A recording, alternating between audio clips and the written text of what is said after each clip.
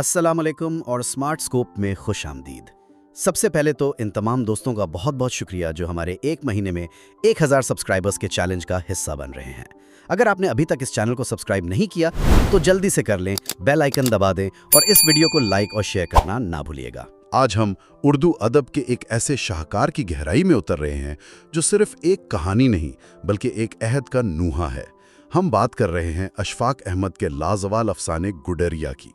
और सवाल ये है कि जब माशरे तकसीम होते हैं तो क्या सिर्फ सरहदें बनती हैं या इंसानियत और इल्म की रूह भी ज़बा हो जाती है? और यही सवाल इस कहानी के बिल्कुल मरकज में है।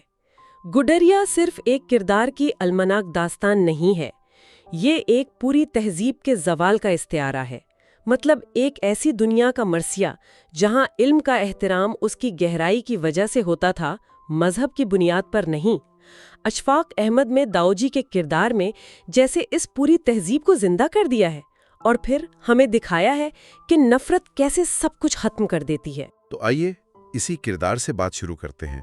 कहानी के मरकज में है दाऊजी, एक सिख उस्ताद, असल नाम रतन राम, जो फारसी और उर्दू पढ़ाते हैं, और कहानी का रावी जो खुद इशफाक अहमद की जवानी का अक्स लगता है। वो पढ़ाई में कुछ कमज़ोर है और उसके वालिद उसे ट्यूशन के लिए दाऊजी के पास भेजते हैं।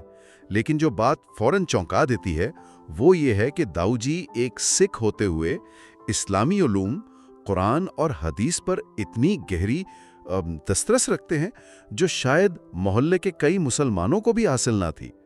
ये कैसे मुमकिन था? ये उस पंजाब में मुमकिन था जो तकसीम से पहले मौजूद था। वो एक मुश्तरिका सकाफत थी जिसे हम गंगा जमनी तहजीब कहते हैं। वहाँ इल्म की कोई सरहद नहीं थी। मतलब एक सिख आलिम के लिए रूमी और हाफिज को पढ़ना और इस्लामी तारीख का गहराई से मुताला करना ये कोई अजीब बात नहीं थी। दाऊजी का किरदार इसी हकीकत की नुमाइंदगी करता है। वो सिर्फ एक फर्द नहीं, वो उस दौर के इल्मी रूह के अमीन है। बिल्कुल। और ये ताल्लुक फिर सिर्फ उस्ताद और शागिर्द का नहीं रहता। रावी बताता है कि दाऊजी एक शफीक बाप की तरह थे। वो उसे उसके वालिद की मार से बचाते, उसे तसल्ली देते। मतलब एक बहुत ही ज़ाती और गहरा रिश्ता बन गया था। लेकिन इसी मोहल्ले में एक दूसरा रवैया भी था। मोहल्ले के दूसरे लड़के दाऊजी का मजाक उड़ाते, खास तौर पर उनकी चोटी का, और उन्हें तंजिया तौर पर गडरिया कहकर छेड़ते थे। जी, और यहीं से कहानी की असल कश्मकश शुरू होती है। ये सिर्फ बच्चों की शरारत नहीं थी, ये उस तंग नजरी की पहली झलक थी जो आगे चलकर पूरे बड़े सगीर को अपनी लपेट में लेने वाली थी। उन लड़कों के लिए दाऊजी की शनाख्त उनका इल्म नहीं था, बल्कि उनका मजहब और उनका हुलिया था।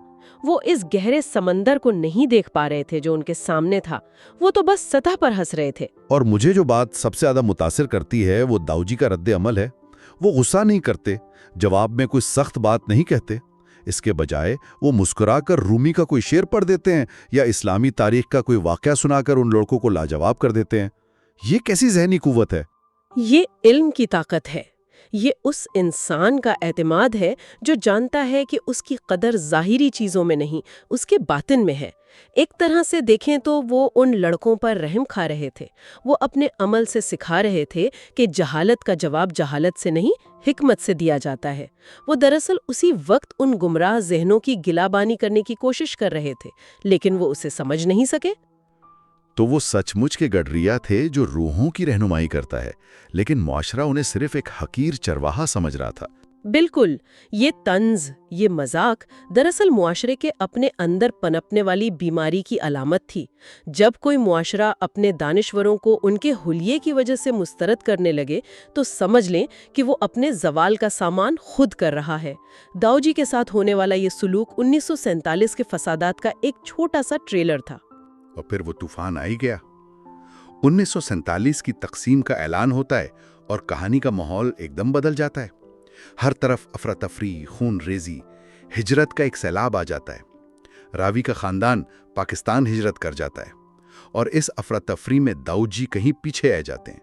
राब्ता मुकम्मल तौर पर टूट जाता है। यहाँ इशफाक अहमद सिर्फ सियासी तकसीम की बात नहीं कर रहे, वो उस नफ्सियाती और रूहानी टूट फूट की बात कर रहे हैं जो इसके नतीजे में हुई।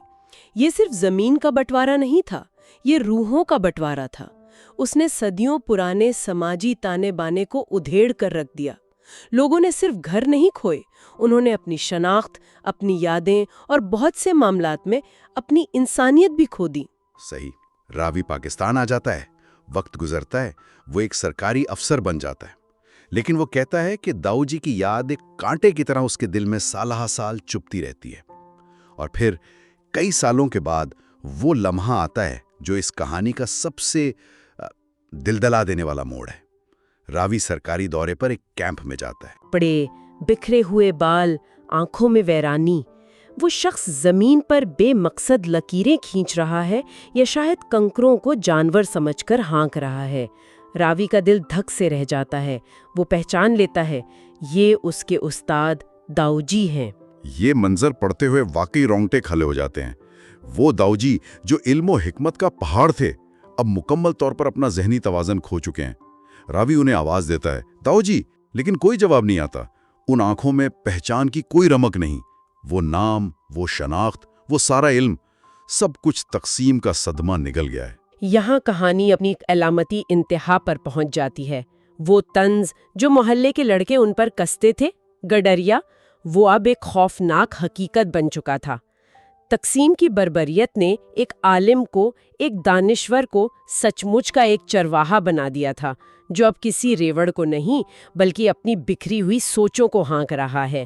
اشفاق احمد یہاں یہ دکھا رہے ہیں کہ جب تہذیب مرتی ہے تو اس کے عالموں کا یہی حشر ہوتا ہے۔ اور اس المیے کی انتہا تب ہوتی ہے جب کیمپ میں موجود سپاہی مذاق اڑانے کے لیے اس مجذوب شخص سے کہتے ہیں، اوے بابا، کلمہ سنا۔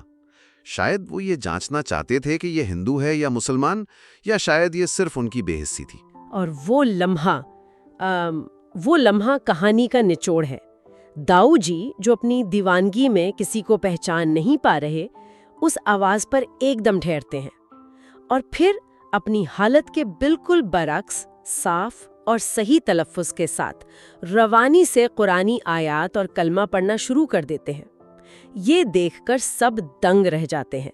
یہ کوئی معجزہ نہیں تھا، یہ اس بات کا ثبوت تھا کہ علم ان کی روح میں اس قدر رچ بس گیا تھا کہ دیوانگی بھی اسے مٹا نہ سکی۔ میں نے یہ کہانی کئی بار پڑھی ہے، لیکن یہ بات مجھے ہمیشہ پریشان کرتی ہے کہ ان کا علم تو باقی رہ گیا، لیکن ان کی شخصیت، ان کی پہچان سب ختم ہو گیا۔ یہ تو موت سے بھی بدتر سزا ہے۔ آپ نے بالکل صحیح نقطہ اٹھایا۔ داؤ جی کا زندہ رہنا ان کے مر جانے سے بڑا المیہ تھا۔ وہ ایک چلتی پھرتی یادگار بن گئے تھے اس بات کی کہ نفرت انسان کے ساتھ کیا سلوک کرتی ہے۔ ان کا وجود اس بات کا اعلان تھا کہ جنگ کی اصل قیمت لاشیں نہیں ہوتی، بلکہ وہ زندہ انسان ہوتے ہیں جن سے ان کی روح چھین لی جاتی ہے۔ تو اگر ہم اس پوری گفتگو کو سمیٹیں تو گڈریا ہمیں کیا بتاتی ہے؟ یہ صرف تقسیم کا دکھڑا تو نہیں ہے، اس کے اسباب تو آج بھی ہمارے لیے اتنے ہی اہم ہیں، ہے نا؟ بالکل، اس کا پہلا اور سب سے بڑا پیغام تو یہی ہے کہ انسانیت اور علم، یہ دونوں کسی بھی مذہبی یا قومی شناخت سے بالاتر ہیں۔ داؤ جی کا کردار ہمیں یہی سکھاتا ہے کہ کسی انسان کی قدر اس کے لیبل سے نہیں، اس کے اندر موجود جوہر سے ہونی چاہیے۔ جب معاشرہ جوہر کو چھوڑ کر لیبل کے پیچھے بھاگتا ہے تو وہ داؤ جی جیسے ہیرے کھو دیتا ہے۔ اور دوسرا سبق معاشرے کی منافقت ہے۔ وہی معاشرہ جو ایک زندہ عالم کی قدر نہیں کرتا، بعد میں اسی کے ٹوٹے ہوئے وجود کا تماشا دیکھتا ہے۔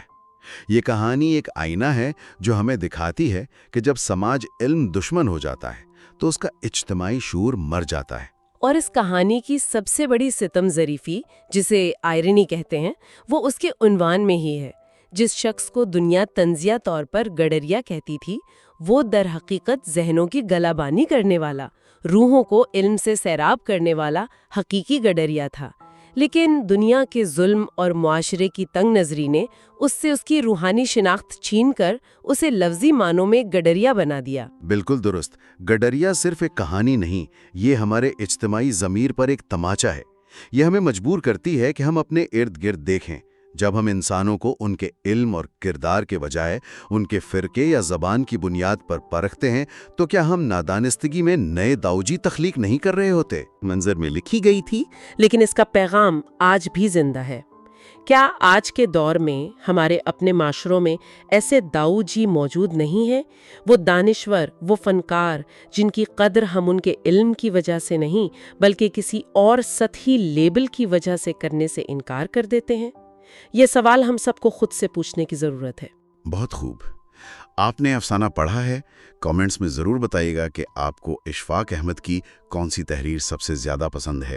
اور جاتے جاتے ایک بار پھر یاد دہانی کروا دوں کہ اسمارٹ اسکوپ کو سبسکرائب ضرور کیجیے گا، ویڈیو کو لائک کریں اور اپنے دوستوں کے ساتھ شیئر کریں۔ اگلی گفتگو تک کے لیے اللہ حافظ۔